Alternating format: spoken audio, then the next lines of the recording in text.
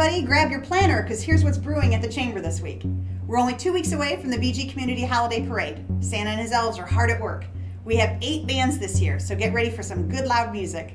WTOL will be broadcasting live from 10 to 12. Get there early for a good spot. Be sure to get registered for our upcoming Falcon Winter Sports Luncheon, which is going to be December 2nd. The lunch is $15, but you have to make your reservations online. We'll hear great stories from BGSU coaches and what's going on with winter sports. Our social media campaign to promote Shop Small Saturday is going strong. This is truly a great way to promote your small business with minimal effort, so don't miss out. Go to our website for more details on how you can win a Shop Small Saturday marketing package. Come out to the Wood County Historical Center and Museum this Wednesday morning at 8 a.m. for our business briefing and brew. They're doing so many great things out there and you don't want to miss hearing about them. Remember, if you have any questions, check out our November calendar or visit our website. And as always, think BG.